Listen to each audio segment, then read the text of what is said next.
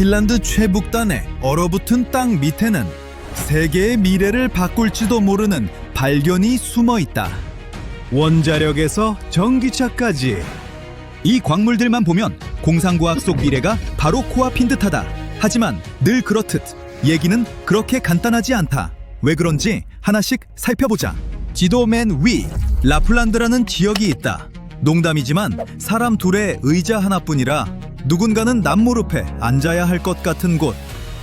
핀란드의 눈 덮인 외딴 모퉁이로 사는 사람보다 술록이 더 많은 곳이다. 여기선 한 해에 거의 200번이나 오로라가 밤하늘을 물들인다.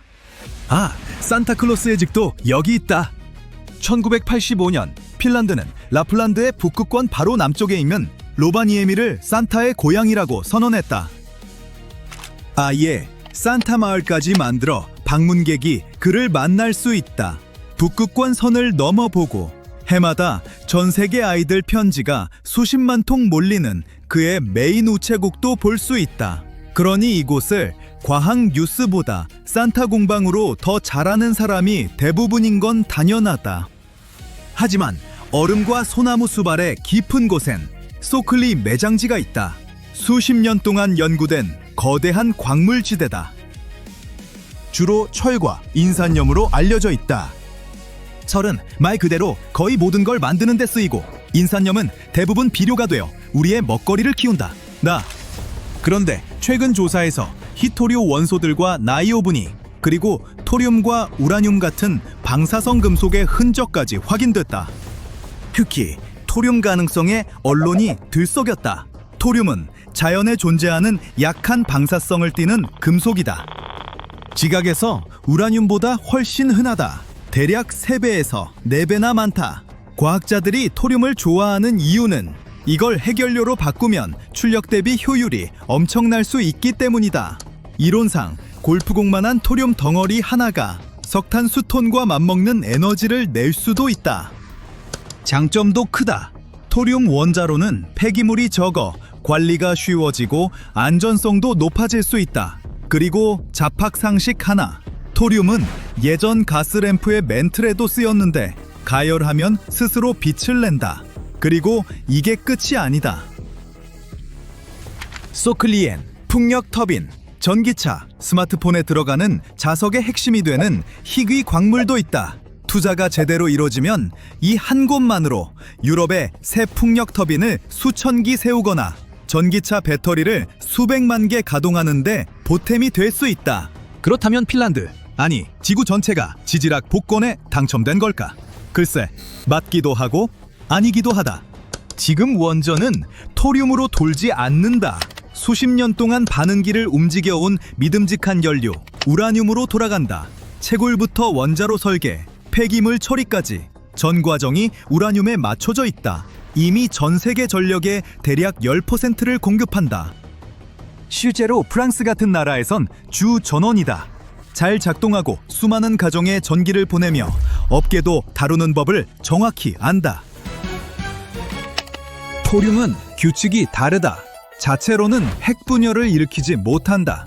그러니 스스로 에너지를 내지 못한다는 뜻이다. 평범한 원자로에 그냥 던져넣고 기적을 기대할 수는 없다. 테슬라에 휘발유를 붓고 충전되길 바라는 격이다. 토륨을 쓰려면 다른 형태의 원자로와 그걸 뒷받침할 시스템이 필요하다. 비용이 많이 들고 아직 실험 단계이며 본격 상용화까지는 갈 길이 멀다. 그러니 서클리의 토륨은 분명 반짝이고 기대를 품게 한다. 하지만 지금으로서는 땅속에 그대로 남아 미래의 기술과 투자를 기다릴 뿐이다. 그렇다면 다른 히토류는 어떨까? 네오디뮴이니 프라세오디뮴이니. 발음부터 쉽지 않다. 맞다. 하지만 요즘은 이어버드에서 병원 MRI까지 거의 모든 데 숨어 있다. 전기차 모터를 돌리고 거대한 풍력 터빈을 회전시킨다. 한마디로 어디에나 있다. 거기에 나이오븐도 있다. 이 금속은 강철을 더 강하게 만든다. 나이오븐을 조금만 섞어도 다리에서 로켓까지 쓰이는 더 강하고 가벼운 합금이 된다. 지금 유럽은 대부분을 브라질 등에서 수입한다. 소클리를 개발하면 유럽에 자국산 공급원을 마련해 줄 수 있다. 하지만 또다시 얘기는 복잡하다. 아까 말했듯 라플란드는 지구에서 손꼽히게 아름다운 곳이다. 유럽의 마지막 대자연 가운데 하나로 소나무 숲이 끝없이 이어진다. 그 모든 자원을 캐내면 대가가 따른다. 이런 규모의 채굴은 풍경을 망치고 산타의 기분을 상하게 하거나 섬세한 북극 생태계를 해칠 수도 있다. 게다가 방사성 원소 얘기이기도 하다. 자연만의 문제도 아니다. 이곳엔 3이라는 원주민 공동체가 산다. 그러니 무엇을 할지 그들의 목소리가 반드시 반영돼야 한다. 결국 더 많은 연구와 기술 발전에 달린 어려운 문제다. 그때까지 토륨이 숨어있을 법한 다른 섬세한 장소는 어디일까? 사실 토륨은 찾기 그리 어렵지 않다. 해변 모래나 산악지대의 광상에도 숨어있다. 하지만 가장 멋진 원천은 아마 달일 것이다. 1990년대에 나사의 루너 프로스펙터 탐사선이 달 표면을 지도화하며 토륨이 유난히 풍부한 구역을 포착했다. 이는 우리 위성에 지구에선 매우 드문 헬륨-3 같은 원소가 숨어있을 가능성까지 생각하면 미래 달 탐사를 서두를 만한 동기다. 달을 채굴하는 건 어쩌면 완벽한 해법일지도 모른다. 대기업 입장에선 경쟁자도 훨씬 적을 테니까. 그렇지만 달에는 대기가 없어 방사선과 극단적인 온도 변화를 그대로 맞는다. 인류에게는 꽤 괜찮은 도전 과제가 되겠지? 어떻게 될지는 두고 보자. 한편 전혀 딴 얘기처럼 들리지만 지구로 돌아와 보자. 심해 해저에서 과학자들이 꽤 놀라운 걸 새로 발견했다. 태평양 시몬 평원을 탐사하던 중 다금속 단괴를 발견한 것이다. 감자만한 금속 덩어리인데 배터리 제조에도 중요한 자원이다. 그런데 더 흥미로운 건 이 단괴들이 물속으로 산소를 내보내는 듯하다는 점이다. 과학자들은 이를 암흑산소라고 부른다. 보통 산소는 식물이나 조류, 세균의 햇빛이 다 일어나는 광합성에서 나온다. 하지만 이 깊고 깊은 어둠 속에는 햇빛이 없다. 가설은 이렇다. 이 돌들이 작은 배터리처럼 작동해 표면에서 아주 미세한 전류를 만들고 물을 수소와 상소로 분해한다는 것. 한마디로 이 돌들이 스스로 조용히 산소를 만들어내고 있을지 모른다. 여고, 이게 사실이라면 심해 생태계를 이해하는 방식이 달라질 수 있다. 어떤 생물들은 열수 분출구나 위에서 떨어지는 먹이에만 기대지 않을 수도 있다. 바위 자체에서 나오는 비밀스러운 산소 지원을 받고 있을지 모른다. 물론 연구는 이제 막 시작됐고 이 산소가 오염에 의한 신호이거나 양이 너무 적어 의미 없다는 주장도 있다. 그럼에도 사실이라면 시면의 생명은 우리가 몰랐던 비밀스런 산소 공급에 의존하고 있을지 모른다. 오싹하고 신비롭고 동시에 꽤 놀랍다. 이 이야기는 다른 천체의 생명도 떠올리게 한다. 지구의 바위가 완전한 어둠 속에서 산소를 만들 수 있다면 유로파나 엔셀라두스 같은 위성의 바다도 그럴 수 있지 않을까. 우주는 우리를 놀라게 할 비밀스런 산소 공장들로 가득할지도 모른다. 마지막으로 토륨 말고도 핀란드에선 멋진 지질학 소식이 또 있었다. 강으로 흘러들어온 지르콘 결정들을 분석해보니 화학적 지문이 현지 암석과 맞지 않았다. 흔적은 그린란드로 이어졌다. 스칸디나비아의 아주 오래된 기반 일부가 실제로 그곳에서 왔을 가능성을 시사한다. 쉽게 말해 스칸디나비아가 수십억 년 전 그린란드에서 떨어져 나와 바다를 건너왔을지도 모른다는 얘기다. 이 뜻밖의 연결고리는 북유럽의 대지가 우리가 생각하던 것보다 훨씬 오래되고 흥미롭다는 걸 보여준다. 소클리 매장지가 미래를 무한한 에너지로 움직일 수 있을지는 아직 알 수 없다. 다만 날마다 새로운 발견이 대화를 부르고 우리를 또 다른 배움으로 이끌고 있다. 앞으로 10년 동안 어떤 신기술과 숨은 자원이 드러날지 누가 알겠나. 이제 실내, 주소도 알았겠다. 산타에게 편지 좀 써야겠다. 아직 말썽꾸러기 명단에서 빠져나오려면 노력 중이라서.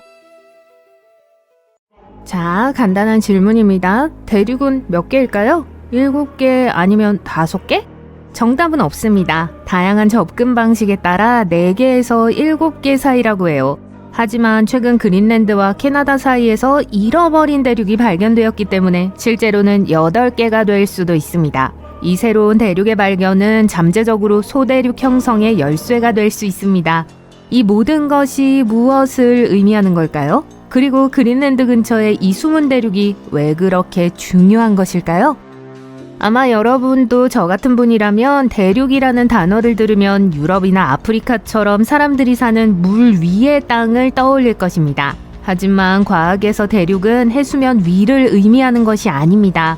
대륙은 땅이 무엇으로 이루어져 있는지를 말합니다. 지각이라고 불리는 지구의 외층은 대륙과 해양의 2가지 주요 유형으로 나뉩니다. 대륙 지각은 더 두껍고 가벼우며 화강암과 같은 다양한 종류의 암석으로 이루어져 있어요. 해양 지각은 더 얇고 무거우며 대부분 어두운 화산암으로 이루어져 있습니다. 그린랜드와 캐나다 사이의 데이비스 해협 아래에 있는 이 발견은 바다 밑에 있지만 대륙의 일부로 보입니다. 과학자들은 수백만 년 전에 더 큰 지형에서 분리되기 시작했지만 완전히 형성되지 않았기 때문에 이를 원시 미대륙이라고 부릅니다. 지각판이 서서히 이동하면서 이 지역의 지각은 늘어나고 균열이 생겼습니다. 한 덩어리가 떨어져 나가기 시작했지만 어떤 이유에서인지 그 과정은 멈췄습니다. 완전한 대륙처럼 떠내려가지도 않았고 해저지각처럼 가라앉지도 않았습니다. 그 대신 그 자리에 그대로 남아 파도 아래에서 계속 떠다니고 있었습니다. 따라서 완전히 분리되어 현재 별도의 지각 블록으로 존재하는 질랜디아와 같은 진정한 미대륙과는 다릅니다. 뉴질랜드 근처의 수중 소대륙인 질랜디아 대륙은 약 94%가 물속에 잠겨 있지만 대륙 지각으로 이루어져 있기 때문에 많은 지질학자가 지구의 8번째 대륙에 해당한다고 말합니다. 하지만 질랜디아는 소대륙이라고 하기에는 너무 크고 그 지위를 정의할 수 있는 공식적인 글로벌 기관이 없기 때문에 여전히 논쟁의 여지가 있습니다. 이봐, 여기는 새로운 대륙이야 라고 선언할 수 있는 유엔이나 국제지질학협의회 같은 글로벌 조직도 없습니다. 해수면보다 완전히 높고 지질학자들이 소대륙의 전형적인 예로 널리 인정하는 마다가스카르와 달리 질랜디아는 아직 제대로 된 지위를 기다리고 있습니다. 그러면 이제 이게 궁금하실 거예요. 마다가스카르는 섬이 아닌가? 간단한 대답은 둘 다라는 겁니다. 마다가스카르는 물로 완전히 둘러싸인 세계에서 4번째로 큰 섬입니다. 하지만 약 8,800만 년 전 초대륙 곤드와나에서 분리되어 해양 지각이 아닌 대륙 지각으로 이루어져 있어 지질학적으로 소대륙으로 간주됩니다. 하와이 같은 화산섬과 달리 용암으로만 만들어진 것이 아니라 고대 대륙 지각의 실제 조각입니다. 따라서 마다가스카르는 지리적으로 섬, 지질학적으로는 소대륙이라는 2가지 조건을 모두 충족하는 곳입니다. 이러한 발견이 매혹적인 이유가 바로 여기에 있습니다. 마다가스카르가 파도 위에서 눈에 띄는 것처럼 데이비스 해협 아래에서 새로 발견된 이 육지는 특이한 구조 덕분에 파도 아래에서 눈에 띕니다. 이 섬을 돋보이게 하는 것은 특이한 두께입니다. 대부분의 해저는 금속처럼 얇지만 이곳은 대륙성 물질이 겹겹이 쌓인 점토와 비슷합니다. 이 아늑한 이불 아래에서 과학자들은 예상치 못한 암석층을 발견했는데 이 암석층은 원래 있어서는 안 되는 곳이기 때문에 특이했습니다. 이 지층은 일반적으로 해저에서 볼 수 있는 지층이 아니라 대륙에서 볼 수 있는 지층과 더 비슷하게 작용합니다. 화강암스러운 형성과 뚜렷한 자기적 특성에 대한 힌트가 있는데 이는 이 물질이 건조한 땅을 구성하는 물질과 유사하다는 것을 시사합니다. 사이즈도 꽤 특별한데요. 원시 마이크로 대륙은 가로지르면 약 19에서 24km로 대략 중형 도시와 비슷합니다. 수중 1980m에 있는 맨해튼과 비슷하죠. 지구에서 가장 넓은 해협 중 하나인 데이비스 해협 바로 아래에 있다는 사실 덕분에 지금까지 발견된 수중에 잠긴 대륙 조각 중 가장 큰 규모를 자랑합니다. 연구원들에 따르면 이 대륙은 그린랜드와 캐나다가 서서히 떨어져 나가던 약 5,800만 년 전에서 4,900만 년 전에 형성되기 시작했다고 해요. 어쩌면 그냥 사이가 좋지 않았을 수도 있습니다. 그럴 수도 있죠. 둘이 멀어지면서 데이비스 해협 아래에 지각이 늘어나면서 주요 단층선 중 하나가 이동했습니다. 하지만 약 4,800만 년 전 균열이 멈추고 그린랜드가 캐나다에서 멀어지는 속도가 급격히 느려지면서 엘스미어 섬과 부딪혔습니다. 마치 자동차가 고속도로에서 방향을 틀었다가 다시 고속도로로 진입하는 것과 같습니다. 그러니까 기본적으로 이런 일이 일어난 거예요. 땅덩어리가 움직임 사이에 끼어버린 거죠. 새로운 대륙처럼 바다로 떠오르지도 않았고 지구로 빨려 내려가지도 않았습니다. 그냥 그 자리에 머물러 물 밑에 좌초된 것이죠. 이 덩어리에는 자체 단층 시스템이 있으며 과학자들은 실제로 캘리포니아 샌안드레아스 단층의 축소판처럼 보인다고 말합니다. 단층은 기본적으로 암석의 일부가 서로 미끄러져 지나가는 지각의 균열을 말합니다. 지구 표면이 갈라져 옆으로 미끄러지려고 하는 곳이라고 생각하시면 됩니다. 캘리포니아에서는 오늘날에도 이러한 움직임이 일어나 지진을 일으킬 수 있습니다. 하지만 데이비스 해협 아래에서는 이야기가 달라집니다. 움직임이 시작되었다가 갑자기 멈췄어요. 마치 큰 변화의 한가운데서 일시 정지한 것처럼 말이죠. 파도 바로 아래에 보존되어 있는 지구의 과거에 정지된 순간입니다. 지질학자들에게 이 점은 미세 대륙인 데이비스 해협을 매우 가치 있게 만듭니다. 갑작스러운 움직임의 멈춤은 왜 어떤 땅덩어리는 깨끗하게 떨어져 나가는 반면 다른 땅덩어리는 뒤틀리거나 멈추거나 사라지는지 설명하는 데 도움이 됩니다. 하지만 이것은 단지 학문적인 것만이 아닙니다. 과학자들은 대륙이 어떻게 분리되거나 정지하는지를 연구함으로써 미래의 지형, 단층선, 지진 활동의 변화를 더 잘 예측할 수 있습니다. 그리고 지진과 지질학적 위험을 예측하는 것은 모두에게 매우 가치 있는 일이 될 수 있습니다. 미대륙이 어떻게 형성되는지 알면 수백만 년에 걸쳐 지구 표면이 어떻게 변화할지 예측할 수 있으며 이는 기후 모델에서 자원 가용성에 이르기까지 모든 것에 영향을 미칩니다. 하지만 이러한 발견에 필요한 기술 발전만으로도 큰 도움이 됩니다. 이 숨은 땅을 매핑하는 데 사용된 것과 동일한 도구가 석유 탐사, 해저 케이블 설치, 기후 모니터링, 심지어 수색 및 구조 임무에도 사용됩니다. 기술에 대해 말하자면 그린란드 근처의 이 숨은 땅덩어리는 오랫동안 보이지 않는 곳으로 남아 있었습니다.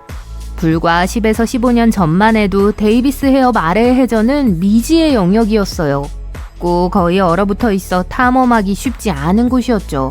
하지만 오늘날에는 현대적인 도구 덕분에 신대륙 발견은 시간 문제일 뿐입니다. 과학자들은 마침내 그 모든 물속에서 무슨 일이 일어나고 있는지 보고 들을 수 있게 되었습니다. 먼저 지진 반사 이미지를 사용했습니다. 이는 선박이 해저로 음파를 보내 반사되는 소리를 기록하는 방법입니다. 암석의 여러 층이 서로 다른 방식으로 소리를 반사하기 때문에 그 아래에 무엇이 숨어 있는지 파악하는 데 도움이 되는데 이는 마치 박쥐가 어둠 속에서 메아리를 이용해 보는 것과 비슷합니다. 인공위성은 중력 데이터를 수집하는 역할도 합니다. 이상하게 들릴지도 모르지만 암석의 종류에 따라 무게가 조금씩 다릅니다. 무거운 암석은 중력을 더 강하게 끌어당기는데 인공위성은 이러한 미세한 차이를 측정할 수 있습니다.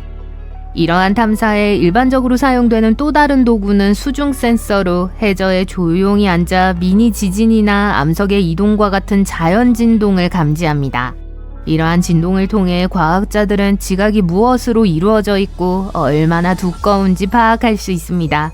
기본적으로 해저의 귀라고 할 수 있죠. 또한 두꺼운 얼음 아래에서도 고해상도로 해저를 스캔할 수 있는 로봇 잠수함인 AUV를 사용했을 가능성이 높습니다. 어쨌든 과학자들은 이 새로운 대륙의 발견이 단순한 지질학적 놀라움을 넘어 자연 실험실이라고 부를 만큼 매우 흥분하고 있습니다. 미대륙 데이비스 해협에 대한 연구는 미대륙이 어떻게 형성되고 진화하며 때로는 완전히 분리되지 않는지 이해할 수 있는 드문 기회를 제공합니다. 또한 지구의 지각이 우리가 생각했던 것만큼 깔끔하게 나뉘어 있지 않다는 사실을 일깨워줍니다. 바다 밑에는 그린랜드나 다른 곳에 숨은 또 다른 대륙, 즉 거의 대륙에 가까운 땅덩어리가 발견되기를 기다리고 있을지도 모릅니다. 캐나다의 잃어버린 대륙은 본격적인 대륙이 되지는 못했지만 이 대륙의 발견은 이미 판 구조론에 대한 우리의 시각을 바꾸고 있습니다. 그리고 기술의 발전 덕분에 예전에는 간과했던 장소가 이제는 지구의 깊은 과거와 미래에 대한 비밀을 알려주고 있습니다.